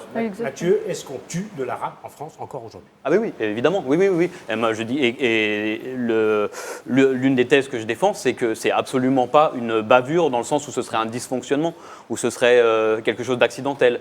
Moi, je maintiens que ça fait partie du système de maintien de l'ordre capitaliste, racial et patriarcal en France, et pas qu'en France, dans la plupart des États du capitalisme globalisé, les polices sont là pour distribuer la violence dont les classes dominantes ont besoin. Et ça passe régulièrement, par des mises à mort régulières qui sont couvertes par des systèmes d'impunité judiciaire. Et un rapport d'Amnesty International de 2022 souligne le fait que les discriminations à l'égard des minorités et des musulmans augmentent sans cesse en France. Assume. Oui, moi je voulais rebondir un petit peu sur le travail de mémoire. Est-ce que vous considérez que les travaux de mémoire à travers les fictions ou les documentaires, les films documentaires, ne servent pas d'un modèle de résistance en direction de toutes des populations sans puissance et qui deviennent à la fois des références de combat, de lutte, de bravoure et dont les nouvelles résistances s'inspirent tels que le Hamas à Gaza ou Hezbollah au Liban. Je dirais que la mémoire, c'est un champ de bataille. C'est-à-dire, il y a différentes politiques mémorielles, et tous les États ont besoin de produire un récit, une narration, une fiction qui nous dit qu'ils sont là pour défendre le peuple, qui sont là, qui sont la continuité des derniers révolutionnaires, etc. Et du point de vue des politiques mémorielles, c'est la même chose. C'est-à-dire que la plupart des États produisent un récit, un discours sur la mémoire qui sert leurs intérêts au présent. Alors, du coup, je pense que oui, on a besoin de politique mémorielle, mais moi je pense qu'on a besoin de politique mémorielle par en bas. Je pense et que ça, il n'y a que les classes populaires, il n'y a que les opprimés, il n'y a que les exploités qui peuvent le faire. Et alors, de ce point de vue-là, oui, il faut, et on le disait tout à l'heure, par exemple, quand on parlait d'enregistrer la mémoire de nos anciens et de nos anciennes. Eh bien oui, ça il faut le faire, mais il faut qu'on s'en empare par nous-mêmes parce que, en l'occurrence, à chaque fois qu'on laisse des États mettre la main dessus, vient un moment où on n'a plus accès aux archives ou en tout cas des politiciens viennent utiliser ce discours-là pour justifier leur carrière, etc. Vous êtes bien d'accord si on dit aujourd'hui l'histoire est un héritage qui reste après avoir tout perdu? Oui, mais l'histoire est une science aussi, c'est-à-dire que c'est quelque chose, c'est jamais complètement établi, il n'y a pas une vérité qui est une fois donnée. C'est quelque chose sur lequel on avance en permanence, on découvre des nouvelles archives, de nouvelles manières de les lire, on rencontre des personnes avec qui on peut faire des nouveaux entretiens. Des fois, on déploie une pensée collective qui fait tomber une hypothèse et qui en ouvre une autre. Et c'est aussi pour ça que moi, ce qui m'intéresse dans les méthodes critiques en sciences sociales, c'est justement ça, c'est qu'il y a en permanence la possibilité de comprendre à quoi on fait face dans les rapports de domination pour les bouleverser. Mais je reste absolument convaincu que ça peut se faire que par en bas. Mathieu, je voulais vous poser cette question parce que vous avez travaillé sur la mémoire. En France, jusqu'à ce jour, à chaque fois lorsqu'on évoque la colonisation française qui a duré 132 ans, et pas parce qu'on a tendance à réduire la présence coloniale française à la guerre de libération nationale entre 1954 et 1962. Les résistances populaires ont commencé en 1830, il y a eu des massacres, il y a eu des enfumades, il y a eu beaucoup de pillages, etc. À chaque fois, quand les Algériens commencent à parler de la reconnaissance des crimes coloniaux, tout de suite, il y a un discours qui émerge, pas uniquement de la droite, y compris aussi de la gauche. On parle de la repentance. Ça veut dire qu'on tombe dans un terme religieux chrétien. Est-ce que vous pensez qu'il y a un complexe en France par rapport au passé colonial français en Algérie? Parce que les autres États, les autres occupations, la France a plus ou moins reconnu ce qu'elle a fait, les méfaits. Mais à ce jour, la France ne veut pas du tout parler de reconnaissance de crimes en Algérie. Non, mais c'est complètement lié. Enfin, l'État français étant pris dans une continuité coloniale, c'est-à-dire il y a toujours des colonies françaises, l'insurrection, la révolte en Kanaki en ce moment nous le montre bien, les révoltes sociales en Martinique, l'ensemble des Outre-mer sont des territoires colonisés, mais aussi la présence de l'armée française encore au Sahel est une présence néocoloniale. Toute cette continuité-là impose à l'État français de tenir un discours sur le fait qu'à la fois c'est du passé, c'est terminé, mais en même temps dans lequel il doit se présenter comme ayant aussi apporté des bienfaits de la colonisation. Sarkozy avait proposé une loi pour ça, c'est-à-dire il fallait l'imposer. En 2005 aussi dans ce sens-là. Exactement. Qui fait de l'apologie de colonialisme. Mahdi, je me tourne vers vous. La France, pour continuer à parler de l'Hexagone, la France soutient le fait accompli colonial, notamment au Sahara occidental. Écoutez, moi, juste avant, une petite chose. Mathieu Rigous, c'était quelqu'un qui a de l'expérience, qui a fait un travail de recherche et de mémoire qui est assez exceptionnel. Moi, je vais vous poser une question, Mathieu Rigous, qui est très simple, mais très complexe à la fois. La France, l'Europe, la France tout d'abord, l'Europe, le monde, aux États-Unis, mais aussi à l'Inde, à la Chine, à certains pays du monde, est en train de s'extrême droitiser. Est-ce que vous le ressentez, vous, dans vos recherches? Ça veut dire que la France, l'Europe ou le monde d'il y a 100 ans était beaucoup plus humain qu'aujourd'hui. Est-ce qu'il était beaucoup plus fraternel, on va dire, qu'aujourd'hui? Parce que maintenant, vous avez des conflits. Alors, on parle de la France avec Naël, on parle de la France avec les bavures policières, mais on peut parler aussi de la France avec l'affaire Traoré, on peut parler aussi des États-Unis avec l'affaire George Floyd. Il y a plein de cas de figure où des gouvernants utilisent la force policière pour museler une certaine partie de la population.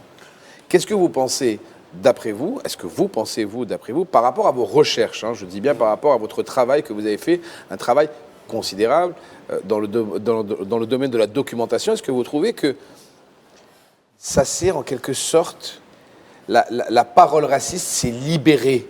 C'est moins dur d'être facho. Allez, on se dit les termes. C'est plus facile d'être raciste en 2024 qu'il y a 50 ou 60 ans. Voilà quelle est ma question. Je ne le dirais pas comme ça, mais ce n'est pas du tout du ressenti. On l'observe très clairement. Toutes les études critiques en sciences sociales et en socio-histoire globale et comparée observent des phénomènes assez similaires. On parle de néofascisation, du coup d'un processus structurel. C'est beaucoup plus facile maintenant d'une systémique. Mélanie ou d'une Marine Le Pen, d'une Mélanie en Italie ou d'une Marine Le Pen en France où comment il s'appelait l'anglais j'ai oublié son nom qui avait Viktor des Orban en Hongrie voilà et du premier ministre indien ou de Donald Trump aux États-Unis qui ont une vocation à taper non mais pour moi c'est même pas un sujet mais beaucoup plus de facilité à taper sur une minorité de la population. Alors que dans les années 60-70, on est d'accord qu'il y avait une sorte de, après la Seconde Guerre mondiale, une sorte de pacification des minorités. Non, justement, je dirais pas ça. Je pense vraiment qu'il y a une reconfiguration permanente, et que c'est pas, même pas, ça remonte pas aux années 60 ni aux années 50. Mais je pense vraiment que la modernité occidentale a arrimé le capitalisme et l'ordre racial ensemble, et du coup la désignation des non-blancs et des prolétaires non-blancs comme des êtres inférieurs, comme des corps sacrifiables, est quelque chose qui est vraiment très régulier. Et du coup, à certains moments, une partie des classes dominantes, effectivement, va s'autoriser beaucoup plus facilement à distribuer un discours raciste. Mais en fait, l'écrasement des corps... Excusez-moi, ben non, c'est contradictoire ce que vous dites. Parce que par exemple, l'Afrique du Sud, avec l'apartheid, avait été mis sur le banc, des nations par rapport à ce qu'elle faisait aux personnes non blanches. Ouais. Les États-Unis, avec les Noirs américains, justement, où il y a eu tout ce travail en quelque sorte de libéralisation donc je suis désolé à partir de Martin Luther King. Donc je suis désolé. C'était à un moment juste après la Seconde Guerre mondiale, il y a eu une sorte de sursaut d'orgueil d'une très grande partie du monde qui te disait on arrête justement ce racisme à outrance avec ce qui s'est passé pendant la Seconde Guerre mondiale. À partir des années, pour moi, c'est mon ressenti. À partir de la fin des années 2000, entre 2005 et 2010, on a eu une explosion de la facilité d'être raciste. C'est-à-dire que, moi je vais vous dire, excuse-moi Fouad, je le dis de façon très simple, parce que moi j'ai grandi à Paris. En 2002, quand Jean-Marie Le Pen est arrivé au second tour face à Jacques Chirac, c'était une honte pratiquement pour quelqu'un qui votait Le Pen de le déclarer à ses copains, à ses amis. Je ne sais pas si vous voyez ce que je veux dire, Mathieu. Oui, alors que maintenant, en 2022, 2023, les gens qui ont voté Marine Le Pen sont complètement. Donc, c'est ce que je dis. Donc le racisme est quelque chose de beaucoup plus. Relié par des médias. Facile à dire, facile à. Il y a une forme de normalisation. Voilà, c'est ça dont on parle dans néofascisation. Mais par contre, il n'y a pas d'époque où les puissances dont on parle ne ciblaient pas les corps non blancs comme étant des corps sacrifiables. Et on parlait par exemple tout à l'heure de l'Afrique du Sud. La France a collaboré avec l'Afrique du Sud jusqu'à la fin, et les inégalités socio-raciales se sont reproduites après. Aux États-Unis, c'est pareil. À la fin, après l'esclavage, après la dite fin de la ségrégation, les rapports de discrimination et de ségrégation socio-raciale ont continué. Et finalement, c'est surtout un discours dans l'après-45 qui a été mis en avant par les puissances occidentales, de dire bon, tout ça est terminé, et qu'il s'agissait surtout de cacher le fait que, d'une certaine manière, ça se reconfigurait. Et ça allait continuer. Il y a une forme d'apartheid mondial qui a perduré à ce moment-là. Et il s'agissait aussi de cacher le fait que, et aux États-Unis, il y avait un fascisme structurel, même pendant la Deuxième Guerre mondiale, et que la France de Vichy, n'était pas une puissance résistante, c'était une puissance collaboratrice, c'était une puissance fasciste, et que la résistance en France a été une minorité. Les années 50-60 prouvent. Tout ce que vous venez de dire, Mathieu Rigouste, France Fanon en a parlé d'ailleurs très longuement. On continue d'en parler après la pub.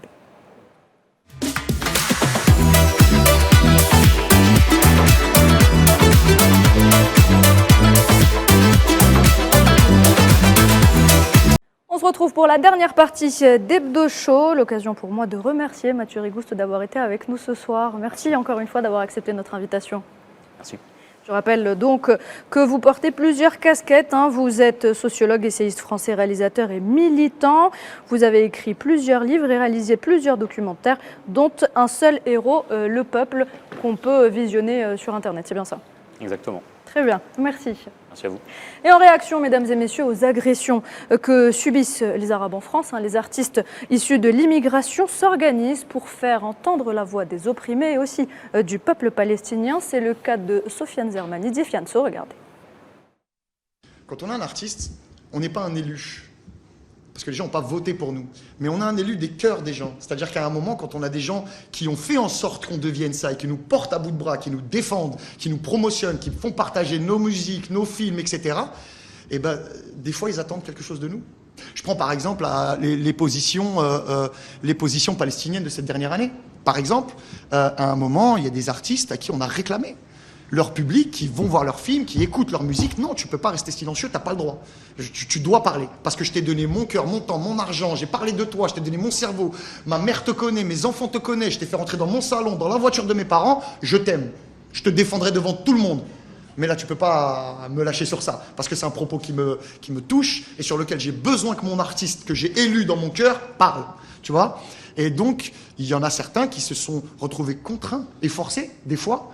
Peut-être qu'ils avaient peur aussi. Peut-être qu'ils avaient peur de parler de trucs, mais qui se sont dit, bon, bah là, je préfère perdre du financement des médias que mon public. Quand vous prenez une position contre l'extrême droite, il y a du lobbying partout. C'est-à-dire, vous ne savez même pas qui est autour de la table de tel comité de financement, de tel comité de subvention, etc., etc. À un moment, le cinéma, c'est un métier coûteux. La musique, c'est un métier coûteux. Ce sont des sports de riches. On parle en millions d'euros pour raconter une histoire aux gens, et des fois qui ne marche même pas. Financé en énorme partie avec de l'argent public.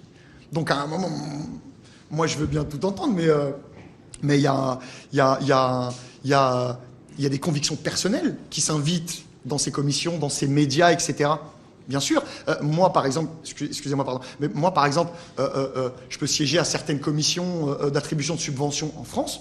Ben, des fois ça clash, et c'est très bien comme ça d'ailleurs, des fois ça clash et ça s'embrouille, parce qu'à un moment, la personne en face ne comprend pas le propos, ne comprend pas la sensibilité, ne comprend pas la position de laquelle l'auteur ou l'artiste parle, parce qu'il ne la connaît pas, parce qu'il ne la comprend pas, et des fois parce qu'il la méprise. Donc, à nous aussi d'intégrer ces endroits-là, d'intégrer ces tables-là, et de défendre ses propos, et de défendre ses sensibilités, ses points de vue. Donc oui, certains peuvent avoir peur, évidemment, d'être blacklistés de certains médias, d'être moins financés sur certaines choses. Moi, je vais vous dire la vérité. Demain, mon label de production, peu importe, ne financerait pas, et je l'avoue humblement, quelqu'un qui a des positions anti-palestiniennes ou anti-algériennes. Et je l'assume. Et à la limite, si lui estime que des positions anti-ci ou anti-ça, bah, il ne les finance pas, c'est comme ça, il n'y a pas de problème, ok, c'est parti. Et c'est pas grave, c'est même pas, on dirait presque, c'est de bonne guerre, on dirait presque, ils nous le doivent, tu nous le dois pas, va avec ton cœur, il n'y a pas de problème, moi aussi je vais avec mon cœur, il n'y a pas de souci. Pour cette partie, Nariman Zekar nous a rejoint sur le plateau. Bonsoir Nariman. Bonsoir Nohad, bonsoir. Et bienvenue à vous parmi nous. Bonsoir, merci beaucoup. Nariman, J-10 avant l'élection présidentielle. Excuse-moi de te couper, la Benjamin de l'émission de notre famille. Je mentionner, je voilà, suis la Benjamin, exactement. Et c'est la chouchou de toute l'équipe. Voilà. Oh là là. Nous le disions, Nariman, J-10 avant l'élection présidentielle aux États-Unis. Exactement, Nohed. Bon, je reviendrai sur les propos de notre chère artiste Sofiane Zermani tout à l'heure, mais tout d'abord, je vous invite à faire un petit tour aux États-Unis. Comme vous l'avez dit, Nohed, J-10 avant le lancement des votes et le show de la Presidential Campaign se poursuit avec un Donald Trump qui représente les Républicains et une Kamala Harris. Impressionné par votre anglais, Nariman. Allez-y, continuez. J'avais l'impression d'être à côté de Catherine. Ah oui, c'est une transformation. Ouais, voilà, c'est ça. Et donc, je disais une Kamala Harris du camp démocrate qui ne manque pas une occasion de se tacler lors de cette campagne. Il faut savoir que Kamala Harris et Donald Trump sont au coude à coude dans les derniers sondages, mais quand même avec une légère avance pour le camp démocrate. D'après les sondages de 538, on parle de 48,2% d'intention de vote pour Harris contre 46,4% pour Trump, mais bon, on ne peut pas se fier, comme vous le savez, à 100% au sondage américain. Rien n'est encore joué parce que les tendances actuelles montrent que chaque swing state, Mehdi, chaque État clé en français pourrait s'avérer décisif en prenant en compte, bien sûr, que le système démocratique américain est un scrutin indirect à un tour et que le vote minoritaire n'est pas représenté Pourquoi ? Parce que chaque État donne la totalité de ses grands électeurs aux vainqueurs. Entre-temps, ils essayent de part et d'autre de gratter, entre guillemets, le plus de votes. Et la cible en ce moment, ce sont bien sûr les minorités. Il faut dire que l'opération Faire du charme aux minorités a été déjà lancée par Kamala Harris, qui mise sur le couple Obama, qui est très populaire auprès de cette catégorie d'électorat pour justement gagner le plus de votes auprès des minorités. En revanche, Kamala Harris a été accusée par plusieurs experts de prendre pour acquis le vote des Afro-Américains, des Asiatiques, des Latinos, des Arabes et aussi des musulmans, notamment en période de génocide en Palestine, vous le savez, chose qui a suscité des déviations notoires dans le camp démocrate. Alors en gros, les démocrates, le Parti démocrate a vu ses électeurs s'enfuir, ils sont en train de s'échapper. La raison, c'est que l'électeur démocrate est un peu déçu. Il ne se sent pas représenté en fait auprès de ce parti, en particulier avec le manque de mesures concrètes prises pour améliorer les conditions de vie, ainsi que, vous le savez, une politique internationale beaucoup trop alignée sur la politique coloniale sioniste. Alors, du coup, on aura vu les élites démocrates et notamment la jeunesse estudiantine accusent les démocrates de prendre parti et d'être des complices de ce génocide. Vous vous souvenez du mouvement estudiantin qui a bouleversé les campus américains. C'est du jamais vu, je pense, depuis la guerre du en avril Vietnam. dernier. Exactement, oui.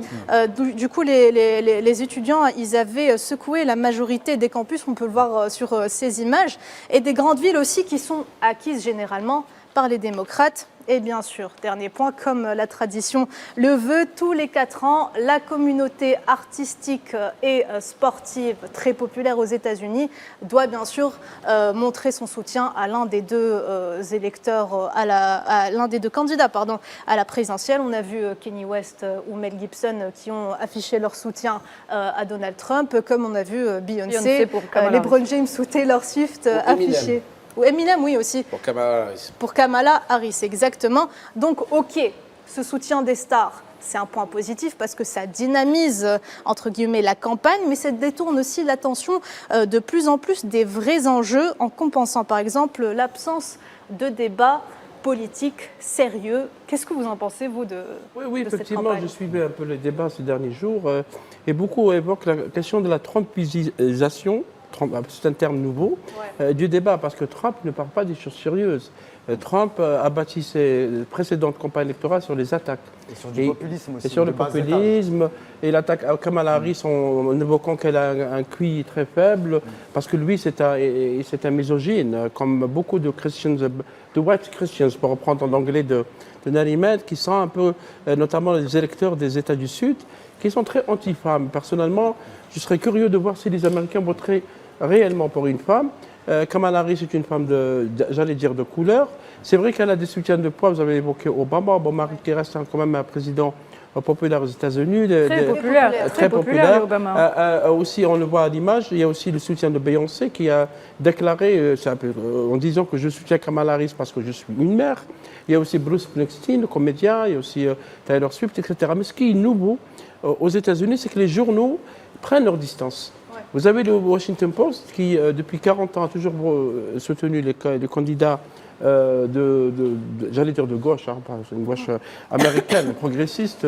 Les démocrates, notamment, c'était le cas pour Hillary Clinton en 2016. Et vous avez un autre journal qui s'appelle Los Angeles Times, qui lui aussi n'a pas choisi son camp.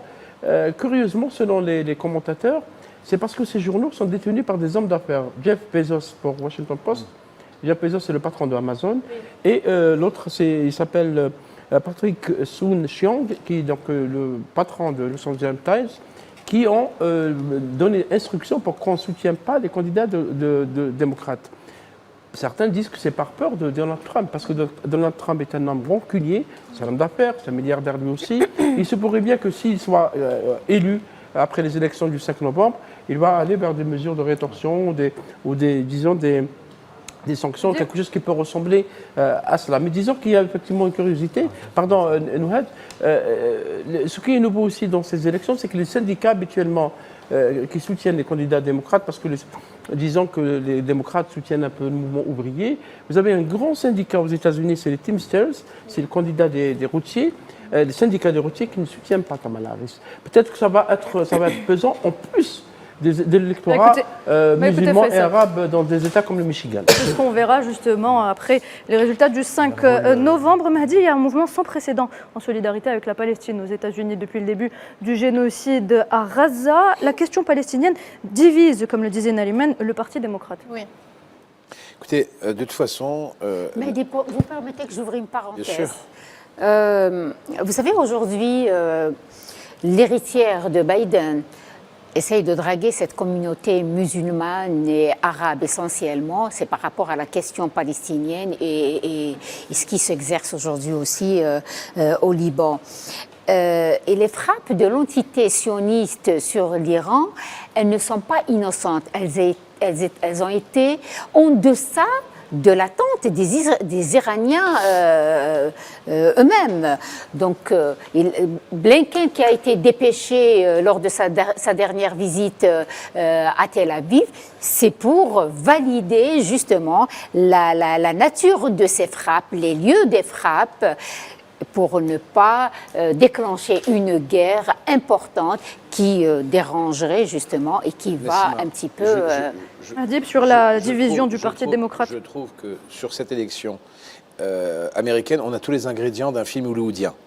On a une élection qui est tout à fait bizarre, d'accord ? On a tout d'abord Biden qui se présente, qui se retire parce qu'il a, suite à ses nombreuses bourdes, il y a eu un tollé, les gens l'ont déjà oublié, comme quoi il s'est présenté, c'était lui le premier candidat à sa réélection. Il s'est retiré parce qu'il n'a plus l'âge, il est devenu sénile. On a une Kamala Harris qui a repris le flambeau.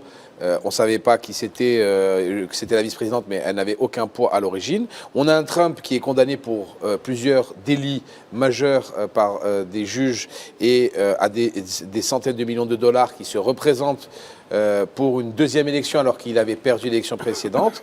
Il s'est fait tirer dessus. Enfin, c'est un film hollywoodien, je vous le dis. Moi, je mets une pièce sur Kamala Harris et je vous dis pourquoi. Parce que les Américains sont dingue d'avoir des symboles. C'est une femme, première femme qui va être présidente des États-Unis, elle est de couleur, c'est pour eux un symbole. Kamala Harris va gagner parce que, je vous le dis, elle va gagner parce que en face c'est Trump, que Trump est détesté, Sache une chose, Faisal, c'est que Trump contre Biden avait plus de voix. Avait plus de voix, il a perdu. C'est les grands sénateurs. Attention, messieurs, on n'a plus le temps, désolé. Les élections aux États-Unis. Est-ce que vous pouvez être sage comme Nassima, les bras croisés et m'écouter? Les États-Unis, c'est les grands électeurs qui élisent. Non, c'est bon. C'est bon, on passe à autre chose. On passe tout de suite à notre escale touristique. On verra le 5 novembre, on verra à la suite de l'élection présidentielle. On garde l'enregistrement, on verra à la suite. Le 6, on en parle ? On en parlera, on verra qu'il y a... Les paris sont tenus. Très bien, on termine cette édition avec notre escale touristique et tout de suite direction Janet.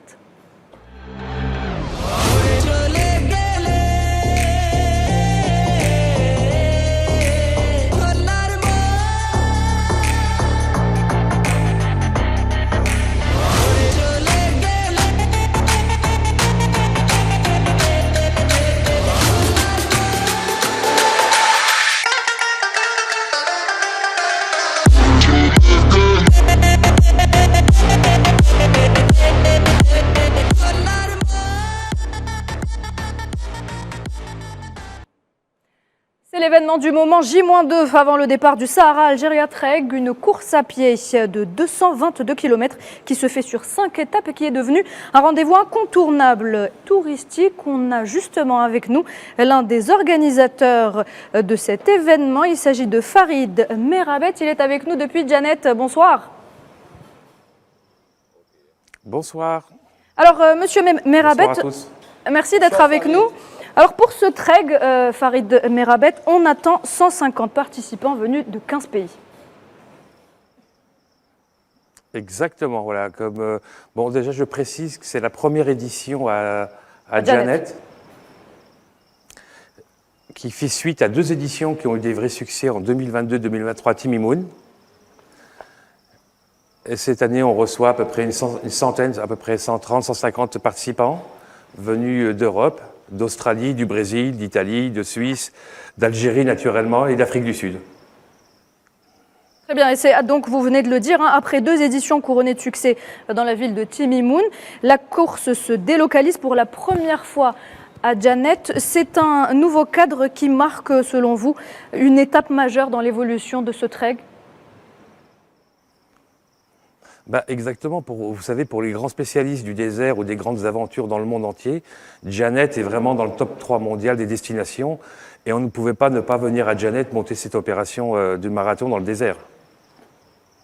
Très bien. Merci. On a des paysages exceptionnels, on a des sites UNESCO. Enfin, il y a tout pour recevoir une très belle course. Une question? Oui, bonsoir Farid, j'espère que tu vas bien. Écoute, moi je suis très content du succès. Bonsoir. C'est Mehdi. L'année dernière, on s'était vu avant le départ à Charles de Gaulle des différents participants. Je suis heureux que tu aies cette année choisi la magnifique ville de Djanet avec les habitants qui sont si accueillants et chaleureux. Je suis très très content pour toi de ce succès parce que tu le mérites amplement, que tu te bats tous les jours pour avoir et faire rayonner la ville de Djanet et l'Algérie dans son ensemble. Donc honnêtement, très fier de toi. Bon courage, et je sais que ça va être un succès retentissant, et je sais que tu vas faire comme d'habitude honneur à l'Algérie, cher Farid. Inch'Allah, déjà, merci à toi, et puis merci aussi à L24 de nous soutenir depuis le début. Et c'est vrai que bon, voilà, on est algériens. Pour moi, il n'y a pas d'Algérien d'Alger ou d'Alger de Paris. On est algériens, et qu'à nous de contribuer. Et on a la chance depuis quelques années, au moins depuis 3 ans, de pouvoir monter des opérations sportives et culturelles. On est une force vive, on est au rendez-vous, on est au pays. Surtout que la région de Djanet est une très très belle région qu'il faut visiter, pas uniquement Djanet, Timimoun, Taman Rasset, le Hogar, etc. La destination Algérie reste une destination sûre et belle aussi. Est-ce que Farid, si tu me permets, est-ce que tu peux leur raconter l'anecdote sur je sais pas comment la marathonienne qui vient d'un pays subsaharien, que toi tu veux absolument qu'elle soit là à toutes les compétitions et qui est une force de la nature tellement elle est forte dans son domaine, que tu m'avais parlé l'année dernière. Oui, alors en fin de compte, c'est une grande marathonienne algérienne qui avait gagné l'année dernière. Et ce qui est assez marrant, il y a eu je sais plus, des Anglais, je crois, ou des Allemands qui étaient là l'année dernière et qui ont cru qu'elle était africaine. Exactement. Alors elle a dit non, je ne suis pas africaine, j'ai la couleur d'une africaine, mais je suis originaire de Timimoun. Voilà. Et à chaque fois, elle les épate par son endurance. Donc et c'est aussi par sa victoire. montrer la variété de l'Algérie. C'est ça? Oui, effectivement, les marathons dans le Sud, personnellement, j'ai participé par le passé à ce genre de manifestations. Et c'est de très belles manifestations parce que d'abord, ça permet, ça joint le sport, l'utile à l'agréable, et ça permet de découvrir les régions, de prendre des photos, des vidéos. Et aussi, c'est un appel pour les autres touristes de venir, d'autant plus que l'Algérie est un pays qui a l'ambition de redevenir une grande destination touristique, que ce soit au nord ou au sud. Et je pense que ce genre de manifestation... C'est une belle vitrine pour notre pays. C'est une belle vitrine qu'il faut encourager et soutenir. Ouais. Alors, le premier voyage que j'ai fait en Exactement, arrivant mais en tu vois, Algérie, par exemple, si je peux me permettre, Oui, allez-y. tous les hôtels sont complets, par exemple, à Djanet. ouais, ils sont complets, Les hôtels sont effectivement. complets, il n'y a plus de place dans les hôtels. C'est que déjà, ce genre d'opérations sportives ou culturelles, elles permettent naturellement à faire du développement touristique. C'est vrai. Et donc vous allez passer devant les gravures du Tassili et Najjar, je pense. Oui, je ne sais plus quel jour, puisque la course, elle démarre lundi matin. À 7h, on m'a dit, depuis la place centrale de Djanet. Madame la journaliste l'a rappelé.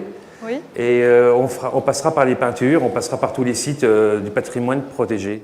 Et pour un clin d'œil, vous la démarrez, on m'a dit, à 7h du matin, à partir de la place centrale de Djanet, c'est ça? Exactement, disons 7h30, puisque tu sais, il va faire très chaud. C'est comme des gens qui vont courir 40 à 50 km par jour et qu'il faut aussi préserver leur santé. Et donc, on part très tôt de la place de Djanet. En tout cas, félicitations Farid, bravo à toi. Et une dernière question, Farid Merabet. Après le succès des 2 premières éditions, Quel est l'objectif de cette troisième? Clairement, quel est son objectif? Vous savez, c'est comme, je vais dire, comme une fleur. Vous plantez une graine, on a planté une première graine, deuxième, troisième graine, la fleur elle pousse. L'ambition, c'est que ça donne des idées à d'autres gens, d'autres Algériens, pour monter d'autres opérations sportives. On peut imaginer des opérations avec du VTT, du parachute, enfin, il y a... Voilà, donc premier objectif, c'est de montrer qu'on peut faire des choses en Algérie, que les choses sont bien organisées. À ce sujet, je précise que la course, elle est en suivi en direct. On pourra peut-être, durant l'émission, un jour mettre le lien. Donc vous pouvez suivre par GPS tous les athlètes en temps réel. Donc aux 4 coins du monde, on peut suivre la course. Voilà. Et j'en profite pour remercier les hautes autorités et pas mal d'administrations qui nous ont vraiment encouragés et soutenus et qui nous aident H24 pour que tout se passe bien. Juste une question, je connais la réponse parce que je connais Janet. La chaleur humaine à Janet, des gens de là-bas, comment tu l'as trouvé, toi? Je pense qu'il connaît, mais comment les participants, les 150 participants de je ne sais combien de nationalités, comment ont-ils trouvé l'accueil humain? Comment ont-ils trouvé les établissements hôteliers? Comment ont-ils trouvé la population à leur contact? Écoute, magnifique. Tout à l'heure, je suis parti prendre un café avec une athlète suisse. Et il y avait une Allemande, et on n'a pas payé le thé, on nous a offert le thé dans un café local. Donc l'accueil dans le Sud est exceptionnel. L'accueil algérien dans son ensemble et dans le Sud particulièrement. Exactement, l'accueil naturellement algérien, parce qu'on parlait du Sud, je parlais du Sud. C'est une générosité. On est vraiment, les gens sont enchantés. C'est une générosité légendaire. Il faut juste noter que le Tassili Najer, évoqué par Mahdi, est le plus grand musée à ciel ouvert au monde. Et c'est pour ça qu'il faut toujours et à chaque fois venir le visiter. Très bien, merci à vous tous. Allez-y, on souhaiterait quand même que tout notre patrimoine culturel soit préservé et c'est un héritage pour les prochaines générations. Et il faut dire à Farid que l'année prochaine, Fouad Chergui et Faisal seront participants à l'édition et ils feront les 222 km de... Et vous m'avez dit non, moi je les suis en voiture. Si, moi je propose que vous... Moi je les suis dans la clim. Avec la clim. On participera en tant que spectatrice. Voilà, moi et Nassima, on sera dans la clim en train de les suivre. Le supporter. Janet est la plus belle région d'Algérie que j'ai visitée. Eh bien, c'est sur ces mots qu'on va clore cette édition. Merci à vous tous pour ce soir, pour cette très belle soirée, pour ces 2 heures passées très vite. À mon sens, je tiens à remercier donc toute l'équipe présente sur le plateau, toute l'équipe présente en régie également, et puis des mentions spéciales à notre directeur général, Salim Agar. Ah oui, absolument. Un grand merci à Salim Agar. Merci Salim, merci pour tout. Un grand merci pour tout ce qu'il a fait, tout ce qu'il a construit, parce que c'est lui qui nous a réunis tous autour de la table. C'est vrai. Un grand remerciement de la part de toute l'équipe de l'Hebdo Show qui a son 14e numéro aujourd'hui et qui, j'espère, continuera. Et voilà, on n'oublie pas d'où l'on vient pour savoir où l'on va. Exact, et grâce à Salim, on sera tous là et on lui fera honneur. Il va nous manquer. Merci aussi à Farid Merabet qui était avec nous en direct depuis Janet. Merci et bon courage pour le Sahara Algérie Trek. Mesdames et messieurs, merci de nous avoir prêté attention. À bientôt.